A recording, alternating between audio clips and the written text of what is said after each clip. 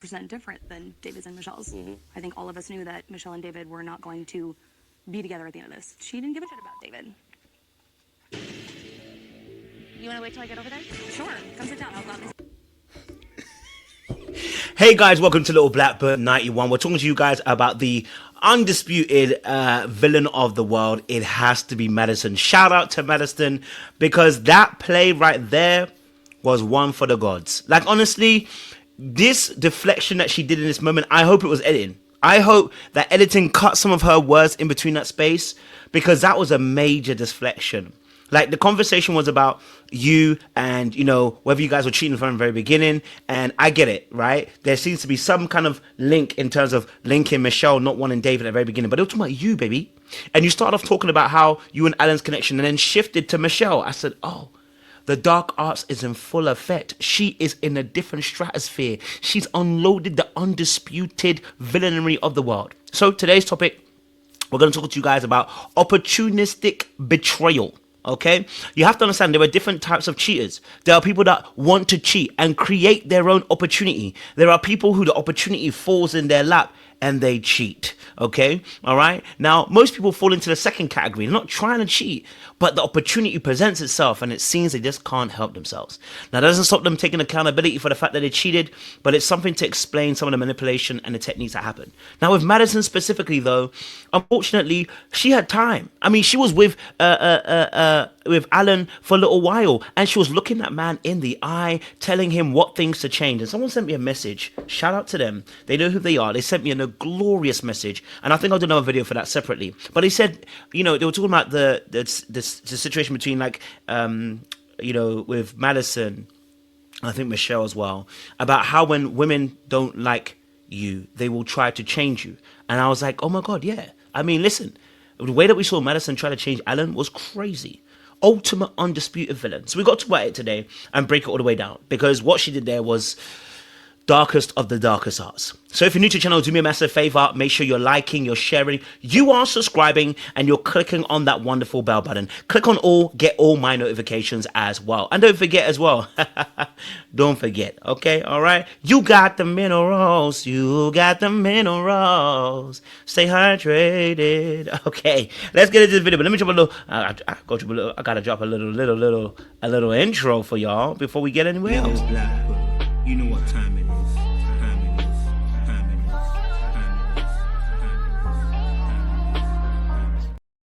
All right, talking about Madison, let's play a little bit more of the clip and we'll just break it down a bit more. Come on now. Because I don't think you know my feelings. Okay, so I don't want you to talk about my feelings without me there. And sit down. I'm glad they say them out loud, honey. All right, first and foremost, we have to be understanding that Michelle and Madison's relationship is very different to... No, sorry, Michelle and Madison's relationship is similar to David and Alan. Maybe David and Alan might have a stronger relationship. I don't know. But they are friends nonetheless in terms of what we saw on the show, okay? And so this couple turned up with matching outfits, both Madison and David, to show the unified front that they had. But I don't want to stick there. Madison decided to say about Michelle's not liking David, and I think it was a deflection. Whilst it was the truth, I think it was a deflection. Because what Madison said, nobody disagrees. I think that's why nobody in the group can say anything. And that's why we as an audience do not disbelieve what she's saying. Like, she never was into David, and I hate her lying, continuously lying. And we'll do some video for Michelle a little bit later on. But the continuous line about, oh, I wanted David and I had feelings for him. No, you didn't. Leave it at that. Right? But her calling out this aspect of the lie that Michelle went into and saying, you know, we all knew that David, that doesn't make it right, though. Like, especially on your end. Like, you can say that if she could happily say that, and I would agree with her, if she was saying, you know what, Alan wasn't into me, he wasn't into me, would have been like, well, then they didn't want their partners. But the problem was, Alan was into her. And that's the biggest issue. Right? And so her standing up in that moment saying that Michelle didn't want David wasn't for David's benefit, it was for her own. Because one thing I've seen about Madison is she wants to be given grace for her cheating and her behavior, but she told actually one of the biggest lies. And in fact, no, I can't say that, because David was still lying to Michelle, just that Michelle didn't want David. Whereas with Madison, Alan actually wanted Madison, right? And she was consistently changing him because she didn't want him. She could not accept him for who he actually was, which is why I put some accountability on Alan's perspective. But look, David and Madison's matching outfits was definitely a power move. And it wasn't accidental, it was a statement, okay? They were showing up as a couple, trying to let us know that they were unified, okay? And that no more talk about them because they are together. You know what I'm saying to you? They are together. You know what I'm saying to you? All right, so the girl code violation, just like the bro code. David broke the bro code violation with Alan. Despicable. We shouldn't do that, right? In this instance, especially because, unfortunately, his dude actually wanted the girl. Like, if Alan didn't want him, then it wouldn't have been the case. Right? Okay? So he broke the bro code. But I understand also at the same time that this is a show, they are paid to be on a show, and that sometimes the friendships don't go as deep as that. But the way that David's been apologizing, which hasn't really been an apology, we'll talk about that later on, is that he has to be accountable for his own behaviors, right? So Madison's issue here is that she violated because she knew Michelle's thoughts about David. And so unfortunately, optics don't look good. Michelle confided in Madison and let her know that actually in that space, she felt like David wasn't the one for her. I'm assuming that's why Madison can be so confident in saying that Michelle didn't want David, right? Now, even if Michelle wasn't into David, they were still in a marriage, and the least of the thing is that Michelle was still friends with Madison. That's why it makes it a double dosage for Madison. That's why Madison is the undisputed villain, because she hit two places at once. See, David was hitting Alan, but Madison hit Alan and hit Michelle, knowing that she had loyalty to both these people. And that's the unfortunate aspect of it. Okay, Madison had insider knowledge, and one could say that she acted on that information for her own gain. Now, do I think that she needed that information? No, I think she should have been okay. But what it did allow her to do was also be safe, knowing that when she made a move, that David was cool to make a move on, because she knew that Madison didn't want David. So it made it okay for her move to be made. Like I said, opportunistic betrayal. So this manipulation that she's talking about, 101, right? I want to play a bit more of the clip, and then we'll talk about this manipulation. Is she talking about my feelings?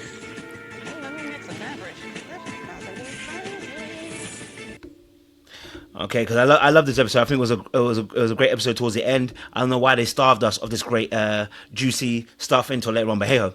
Anyway, so Madison used Michelle's lack of interest in David as a way to justify her own actions. Okay, right? So her saying, "Oh, Michelle didn't want David," yeah, but that's not the reason why you can cheat, though. Like, I get it. Like, don't get twisted. This is me telling you as somebody who's actually done the same thing as well. Not in a marriage, but it doesn't make a difference. There's no for me. There's no difference, right? You cheat, and if you help someone cheat, you cheat. You know what I mean?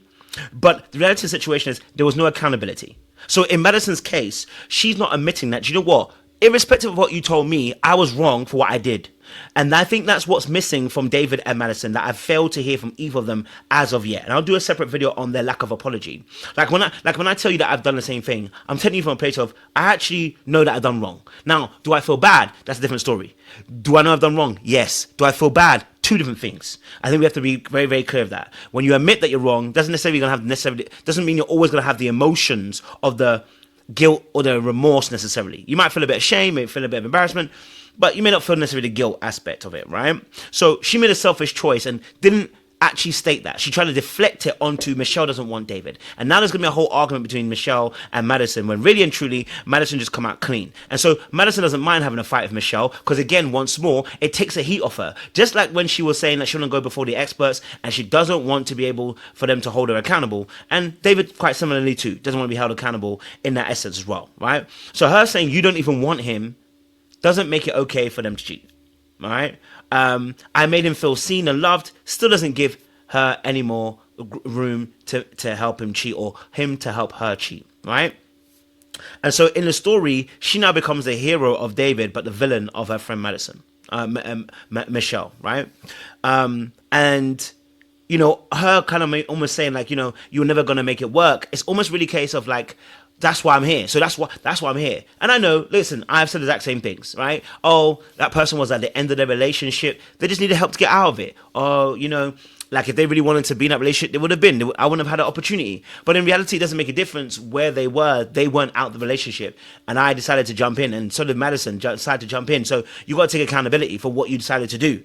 You did that because of your own deplority. And because the Bible says like a city without walls. You know what I'm saying to you? A city without walls, right? If you're a city without walls, it's like a person without no boundaries. You're about to be invaded by immorality. So, was Madison actually trying to hurt Michelle? I don't think so. I don't think she was necessarily trying to hurt Michelle, But I think she also is, and this is where the double-edged sword comes in. I think she knows that Michelle is capping, and she's sick and tired of the capping, right? Again, I'm not backing her side. She knows that she's capping because she had spoke to Michelle about David, so she knows about David. But that also is a problem because the only reason why you know about David is because she confided in you like a friend. So was she maybe trying to one up Michelle? Probably, just the same way Michelle was trying to one up on Madison and David. Okay, it was all about winning. Yes, yeah. So for me personally, going back to what I said at the very beginning, what kind of betrayal manipulation is this? Opportunistic betrayal. Opportunistic betrayal where something falls in your lap and you take advantage of the situation. You weren't necessarily looking for it. And I think that's where Madison falls. She wasn't looking to cheat. She wasn't looking to be divorced. She's not lying. And so therefore, she's going to struggle to see herself as a villain. Because as far as she's concerned is, this thing happened. And I believe that David also too will tell you that this thing happened. He said it on the very clip. Let's have a look. Watch this, right? Alan, to you, bros. I know how I should be down. It just happened, bro. I just wanted to be 100 with you, man. I was inattentional. Man said, listen, it just happened as unintentional, but nothing in there was really a sorry. You know what I'm saying, Chu? Right? Nothing in there was actually an apology, really and truly. It was just him explaining himself again once more that it was not on purpose. Like, I didn't do it to necessarily hurt you. I was just trying to, it just happened. But nothing in there was an apology. Right? So this was opportunistic betrayal from both parties. Their thing fell in their lap and they took advantage of it. They were at the gym and they were working out together. They found out they had better connection, and really and truly their thoughts about the other party did not come into question. All right? So, I got to be honest with you. Madison, again, dismissing Michelle's upsetness. I mean, listen, I don't think Michelle's that upset, right? But there is a dismissing of the betrayal. There is a dismissal of the betrayal. And changing the dynamics of the landscape to make it a fight between herself and Michelle at the very end is very clever for Madison. Because what it does is what we see that, that it becomes a fight rather than really being about what was actually done,